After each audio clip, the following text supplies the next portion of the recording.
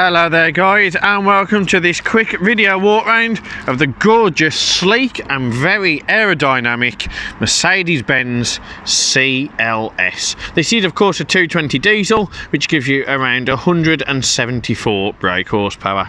Now the CLS is known for two things: ultimate comfort and technology, and an absolutely incredible attention to detail when it comes to body styling. As you can see now, you've got the sloping back, which even though this is a saloon, gives it a real sports coupe feel. So let me show you everything that you need to know about this particular CLS. So first off, it does have the night pack, which is of course black alloys, black mirrors, black window surrounds, and also rear black diffuser. And moving down, you've got the Mercedes-Benz multi-beam LED headlights, which does include the intelligent LED lighting system, and you've got LED daytime runners and automatic lights. You've got front parking sensors, you've got the honeycomb grille, and of course you've got the AMG pack on the front with a nice sport-specific bumper, which includes a sharp angled sport splitter.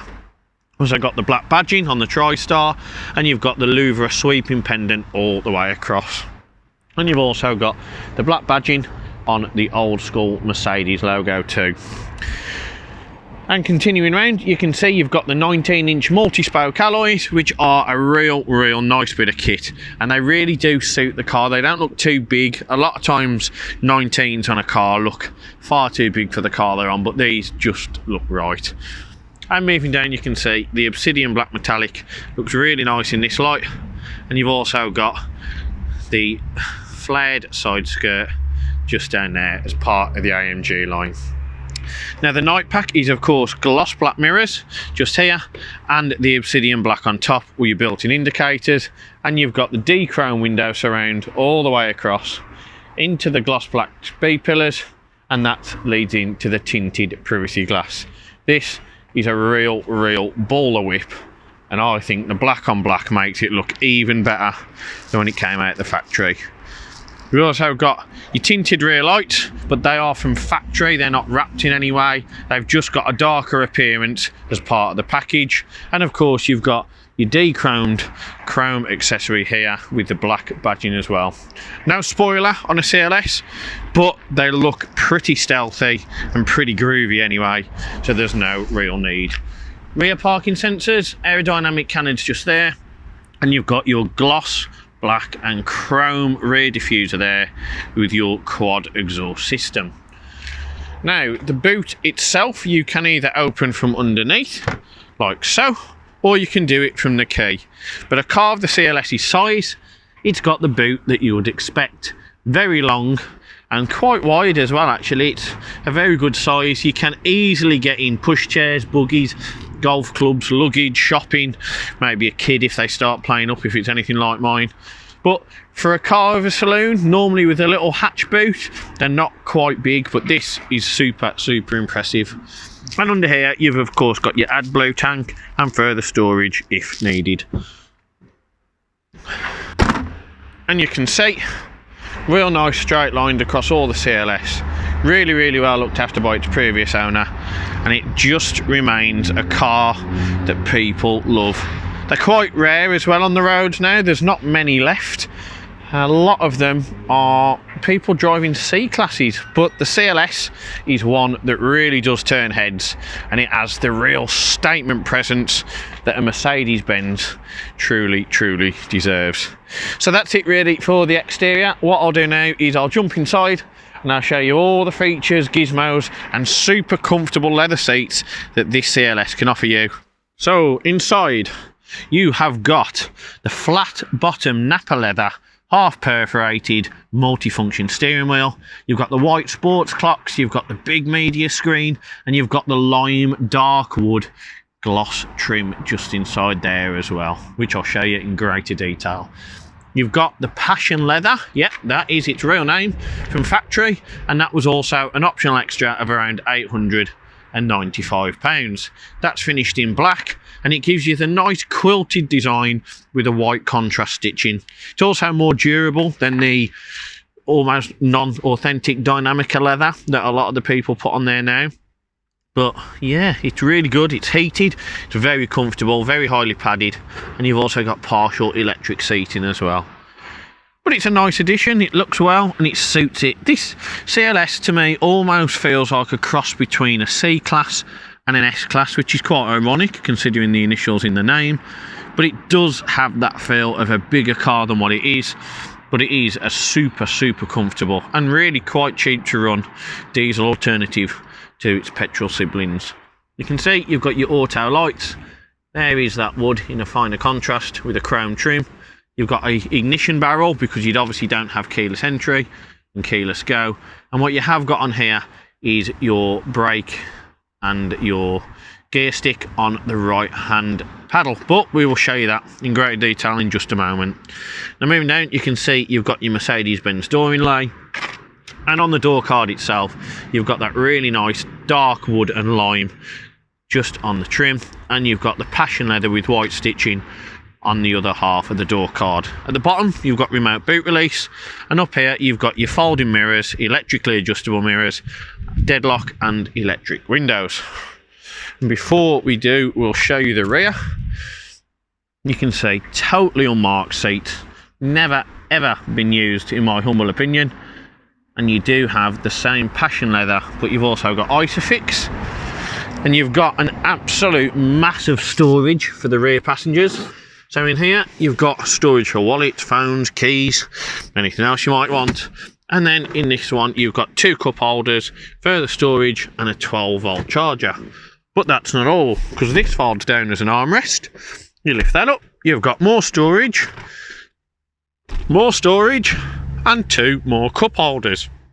So if you want to party and the weather's a bit naff, then don't bother going anywhere else. Just get your mates in the back of your CLS, because there's enough room for beer pong for everyone. Don't drink and drive, kids, don't drink and drive.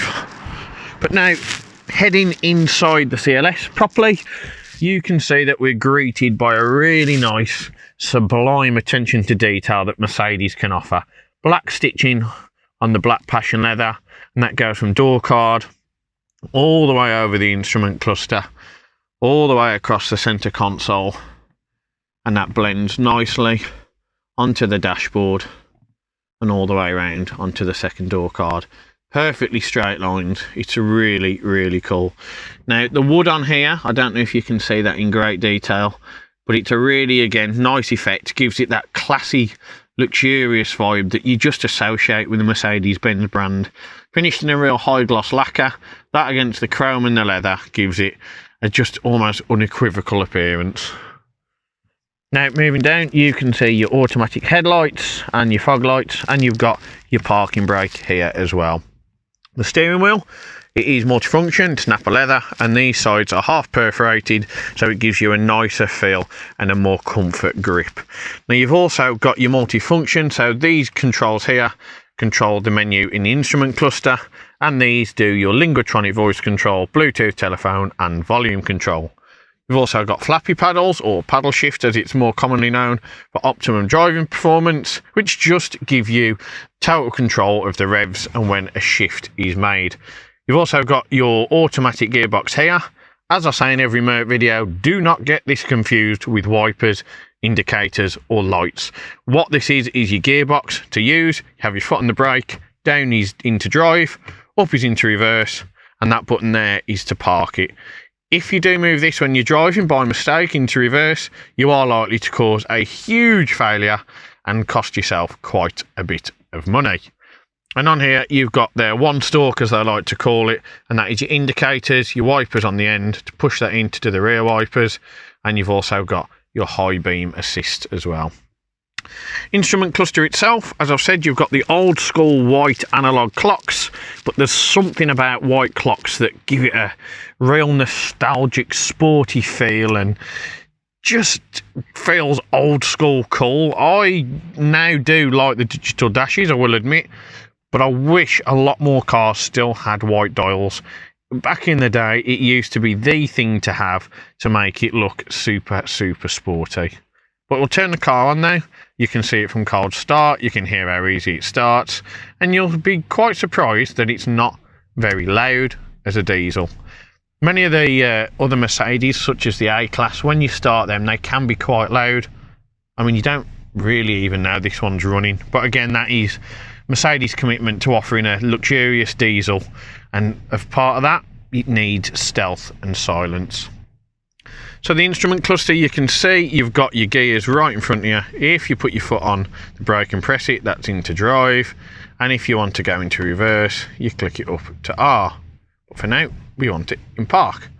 You've also got your driver modes here, which is Eco. To change those, you have Eco, Sport and Manual just here next to the iDrive. And if you click on there, you can see that's Sport. And you've also got Manual. For now, we'll keep it in Eco. So the buttons, these ones here, obviously, as I've said, control your menu, and we'll go straight in and click on trip, and that will give you your mileage, which you can see is just over 52,500. We've also got your distance remaining, you've got your eco display, you've also got your miles per gallon from the start, you've got your reset, and you've got your digital speedometer. Got navigation, which isn't a virtual cockpit, but it tells you the next instruction or the road that you're traveling on. And you've also got audio, DAB, FM, and you've also got your Bluetooth, media streaming, CD, SD card, and many other options. Moving down from that, you've got your Bluetooth telephone, and on the assistant, you've of course got your assistance graphic, which brings up your virtual highway as such, and that will just give you any info on upcoming obstacles on your journey. You've got ESP, electronic stability, because this car is obviously rear-wheel drive, so if you take that off, it gives you a little bit more allowance to have the really large rear end sliding, but they can be quite easy to lose, so do be careful if you're in hazardous or slippy conditions. You've got collision prevention, which you can turn on or off. You've got attention assist, of which you can change if it's sensitive or normal, and you've also got a couple more options just down there. Heading back on, we can go back onto the service one. And if you click on service, you can see you can measure tyre pressures or see when your next service is due, which ironically is not due for another year to this day. Now, if you go out of that and click on settings, you've got many different options. The instrument cluster, you can change your lighting, so you've got your lightness, you've got your daytime running lights, you've got your intelligent lighting system for the right side of traffic. You've also got your ambient lighting, you can change the colour, you can change the dip beams, you can change your surround lighting, you can change your delay. There's so many different options in this menu, it's quite unbelievable. You can change winter tyres, auto door locks, acoustic lock, and you can also change your folding mirrors and different bits like your belt adjustment. There's your mirrors. It's just crazy how much attention to detail Mercedes put in to every one of their cars. But what we'll do, we shall leave that on the trip computer and we'll move on to the media system control itself. Now, as you can see, you've got the really nice Garmin sat-nav as such. It's not technically powered by Garmin, but it's their partner who they work with, and it gives you that really nice high contrast and high resolution screen. Now, because of where it's situated, there is no glare, there are no issues. The only one is my phone connecting to make it look still, like that. But it's really simple to use. So the media system is all controlled by the iDrive here. So if you press it up, you can see you can get onto different options. So if you click on navigation, you've got that. You've got your compass, you've got your travel guide, and you can change the information that is on it as well. If you click up again, you can also see you can go down and you can change it to your destination, and you can find it from any of those options. What you can also do is click on to the options button, and that will give you your route settings, your map orientation, what's on there, and other little areas to change it and configure it to your own requirement. Now on radio, you can see you've got many different options at the minute. For some reason, someone's listening to Capital Extra, but you've got FM, AM and DAB. Now, as I say again on everything, if you've got DAB, there's probably not much chance that you're going to want to listen to FM or AM. But you've also got internet radio, information on your radio, and you can change the presets and store them as well. Now moving across, we've also got media, which can be many different sources. So as you can see on here, if we click on that, you've got your media interface 1, your secondary one, Bluetooth, information, and you've got your disc or your SD card. Like I say, this thing is stacked with options in terms of streaming. Bluetooth telephone, really simple, but you have also got Apple CarPlay, as it reminds you there.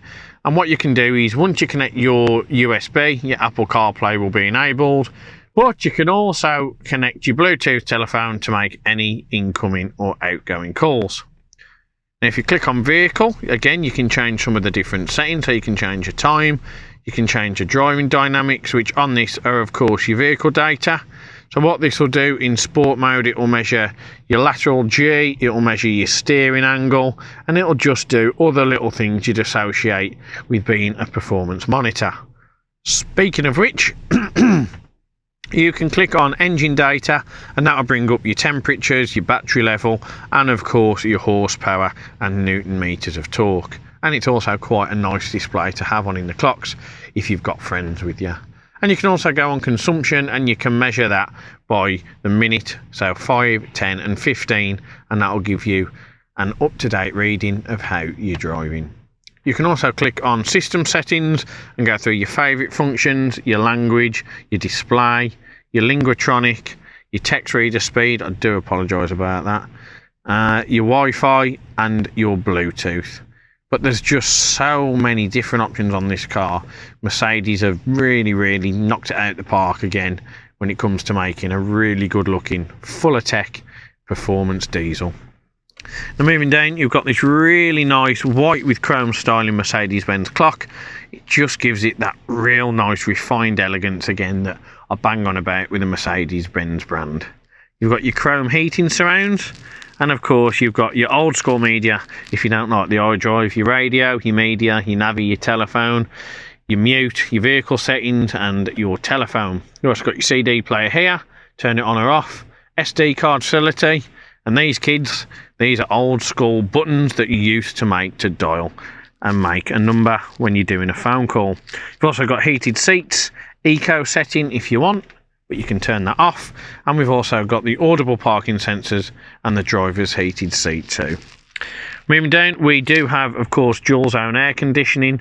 So what you can do is you can turn one side up to 28 and you can turn the other one down to 22. It's not a digital display, but you can see it's different here. If you take that off, it will automatically sync to what the driver has. You've got the max temperature for your front and rear windscreen, and you've also got if you want air conditioning or an old school manual heater. You also can turn it off, and this button here changes the severity and how quickly and how much air is pumped into the cabin. You've also got it here to display where you want that wind blown into the cabin, whether it's on the windscreen or the passengers. And here you've got auto recirculation, and here you've got automatic aircon, which means it will adapt to the temperature and change it automatically. Now there again you can see the really nice brown lime wood. Just a real nice addition. Not like the old Jag walnut of old. It's modern and it's nice. But you have got lots of storage in the front as well. 12-volt charger, ashtray if you dare to smoke in a car. If you do, shame on you. And you've also got your 2 cup holders just here. And there we go. Moving down, excuse me, you can see again the sports mode here, and you've got your iDrive control. You can turn the monitor off, you can cancel, you can go back, or you can save it as a favourite. Now this little gizmo might look a bit complex and a bit odd, but that is of course the armrest that is also finished in the passion black leather with the white stitching. Press that up, and that reveals an absolute huge amount of storage and 2 further USB ports just inside. And we'll finish up with just looking at the condition of the passenger seat. You can see no wear on the bolsters, no rips, no tears, no stains, and you can see that really nice quilted design in the middle of the chair, which gives it a real comfortable feeling. So guys, that really is everything I can tell you about this really nice Mercedes-Benz CLS. Not only does it look good, but it feels good, and overall, let's face it, it really is quite good. But what is even better than the CLS is, of course, that every single car here at Emerald is treated to the 128 point check at our on-site RAC approved facility prior to it being brought round for me to do this video for you. What that means is our very vastly experienced techs have looked over the car both cosmetically, mechanically, and it's been deemed absolutely perfect and fit for retail. It just takes any concerns you may have about garages that don't prep cars well. I mean, after all, we are award winning and we are probably the best car dealership in the UK.